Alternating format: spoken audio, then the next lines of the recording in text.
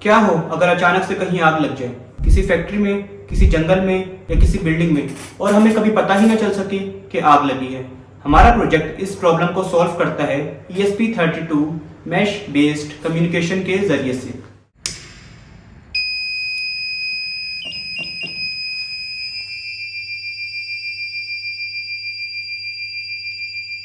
जैसा कि हमें पता है कि आग लगती है जिसकी वजह से बहुत ज़्यादा नुकसान होते हैं, जानी नुकसान भी होता है और माली नुकसान भी होता है।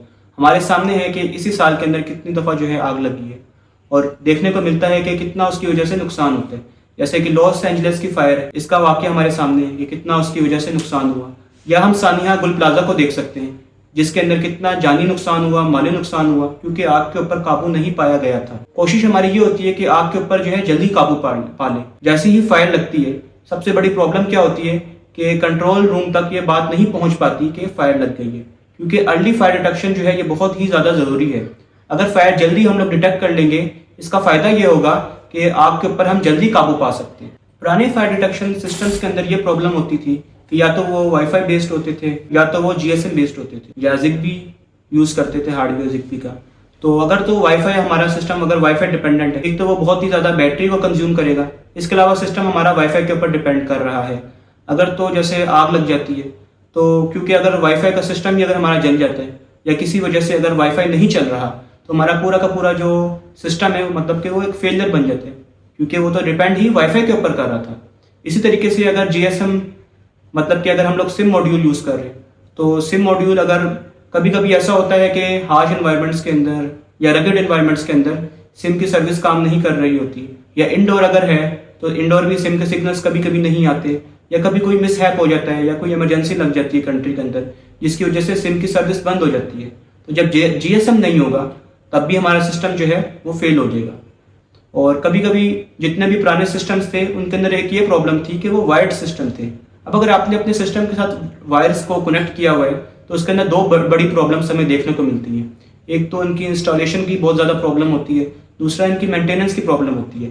इसके अलावा अगर जैसे आग लगती है, तार को ही अगर आग लग गई तो हमारा सिस्टम क्योंकि वायर्ड है तो हमारा सिस्टम खुद ब खुद मतलब कि वो फेल हो जाएगा, जिसकी वजह से प्रॉब्लम ये होगी कि वो फायर को डिटेक्ट ही नहीं कर सकता। इन प्रॉब्लम्स को ओवरकम करने के लिए हम लोगों ने अपना फाइनल ईयर प्रोजेक्ट बनाया, rugged wireless fire detection using mesh network. ये एक industrial based self healing wireless mesh network है जिसको हमने डिजाइन किया है कि ये हार्श एनवायरनमेंट्स के अंदर वर्क करे। मिसाल के तौर पर अगर हमारे एक सिस्टम अगर ये मतलब कि ये हमारा सिस्टम ये काम कर रहा है, लेकिन अगर फायर लगती है और ये इस नोड के ऊपर भी अगर फायर पहुंच जाती है ना और ये नोड अगर कंप्लीटली बर्न हो जाता है, तब भी क्योंकि हमारा जो सिस्टम है ये मैश नेटवर्किंग इसके अंदर हुई हुई है, इसका ये फायदा होगा कि मैश नेटवर्किंग की वजह से हमारा सिस्टम कंटिन्यूसली वो चलता रहेगा। स्मूथ इसके अंदर स्मूथ इसका कंट्रोल होगा और ये स्मूथली ये फंक्शन करता रहेगा। क्यों? क्योंकि ESP की हम लोगों ने इसके अंदर मैश नेटवर्किंग की हुई है। अब मैश नेटवर्किंग का फायदा ये है कि अगर एक नोड जल जाए, दूसरा नोड जल जाए, सिस्टम अपने आप को रीरूट करेगा और क्या है कि अपना अल्टरनेट पाथ्स को ढूंढते हुए मैसेज को कम्युनिकेट कर सकता है। ये इसका सबसे बड़ा एडवांटेज है। अब ये हमारे प्रोजेक्ट में एक नोड है। पहले मैं आपको समझा देता हूँ कि एक नोड से मुराद क्या है। ये एक सेंसिंग यूनिट है। इसके अंदर हमारे पास एक माइक्रो कंट्रोलर है जो कि डेटा को सेंड यही करेगा और डेटा को रिसीव भी यही करेगा। और हम लोगों ने इसके अंदर 3 सेंसर्स यूज़ किए हैं। एक ये है MQ2 गैस सेंसर। ये मैं आपको दिखा देता हूँ। ये इस तरह का MQ2 गैस सेंसर है। इसका क्या काम है?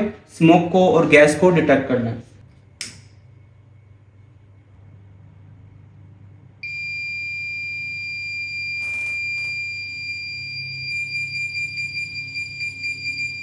ये KY026 फ्लेम सेंसर है। इसका क्या काम है? फ्लेम को डिटेक्ट करना। फायर का जो फ्लेम है हम इस सेंसर के जरिए से डिटेक्ट कर रहे हैं। और एक जो यहाँ पर आप ये देख सकते हैं सेंसर, ये है DHT11। ये टेम्परेचर एंड ह्यूमिडिटी सेंसर है।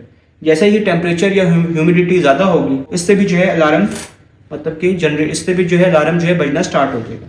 ये माइक्रो कंट्रोलर है। ये इनका एनालॉग डेटा को लेता है और इसको ये डिजिटल में भी कन्वर्ट करता है। अब ये जो KY026 है ये डिजिटल है। इसके अंदर 0 और 1 0 और 1 इसमें हम लोग यूज़ कर रहे हैं। जबकि ये जो MQ2 गैस सेंसर है इसके अंदर इसकी वैल्यूज़ एनालॉग वैल्यूज़ हैं। और ये जो DHT11 है इसकी भी एनालॉग वैल्यूज़ हैं। ये ये बक कन्वर्टर है। अब हमारे जो कुछ सेंसर्स हैं लाइक ये KY026 और ये DHT11 ये 3.3 वोल्ट के ऊपर ऑपरेट होते हैं, जबकि ये जो MQ2 MQ2 गैस सेंसर है, ये 5 वोल्ट्स के ऊपर ये ऑपरेट होते हैं। ये हमारे पास बजर लगा हुआ है जिसकी वजह से जो है अलार्म एक्टिवेट हो रहा है, और ये हमारे पास कनेक्टर है। इस कनेक्टर की खास बात यह है कि इसके साथ हम लोग एक बैटरी को कनेक्ट कर सकते हैं, जिसकी वजह से ये हमारी पूरी की पूरी जो नोड है ये पोर्टेबल बन जाती है, ईजी टू हैंडल और ईजी टू कैरी बन जाती है। इसको हम कहीं भी किसी भी वक्त अपने साथ उठा के लेके जा सकते हैं, किसी भी कमरे में किसी भी जगह पे हम इसको प्लेस कर सकते हैं। ये फ़ायदा है।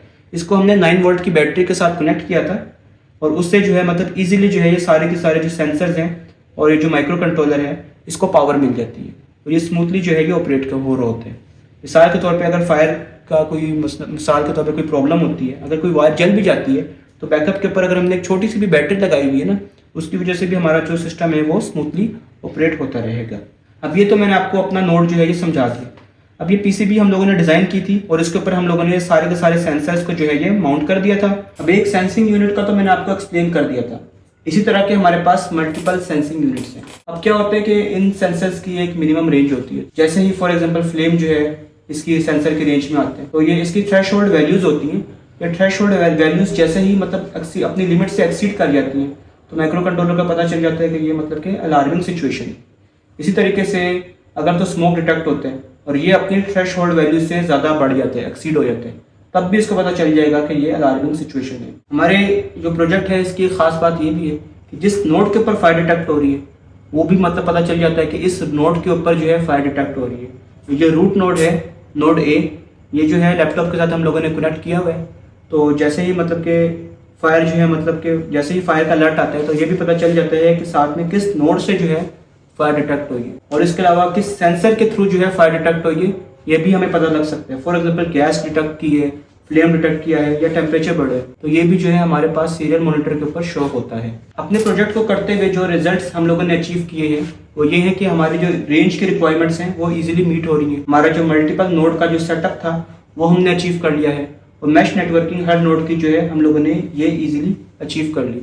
इसके अलावा सेंसर्स के अंदर भी हम लोगों की एक्यूरेसी जो थी काफ़ी ज़्यादा थी, मतलब 95 to 99% के दरमियान हमारी जो थी ये सेंसर्स की एक्यूरेसी आ रही थी। रियल जो स्मोक लगती है या जो रियल फायर है, सिर्फ हमारे सेंसर्स उन्हीं को डिटेक्ट कर रहे थे, और हमारा जो सिस्टम है ये मतलब 99.9% जो है हमारा सिस्टम एफिशिएंट है। फ्यूचर के अंदर हम लोग ये वर्क कर सकते हैं कि हम इसके अंदर जो गेटवे है उसके ऊपर हम लोग फर्दर वर्किंग कर सकते हैं। गेटवे के अंदर हम जो है ज़्यादा इंप्रूवमेंट्स ला सकते हैं और उसको प्रॉपर फंक्शनिंग एक गेटवे बना सकते हैं। इसके अलावा हम इसके अंदर जो है AI प्रेडिक्शन कर सकते हैं, जिसकी वजह से ये और ज़्यादा जो है अच्छा हो जाएगा, और मतलब कि ये इनिशियल स्टेज के ऊपर जो है या आग लगने से पहले ही ये जो है इसको डिटेक्ट कर ले। तब इसके अंदर हम लोग जो है क्लाउड कंप्यूटिंग के ऊपर वर्क कर सकते हैं, या इसकी जो है एक मोबाइल एप्लीकेशन भी बना सकते हैं। ये इसके अंदर फ्यूचर के अंदर वर्किंग इसके ऊपर हो सकती है।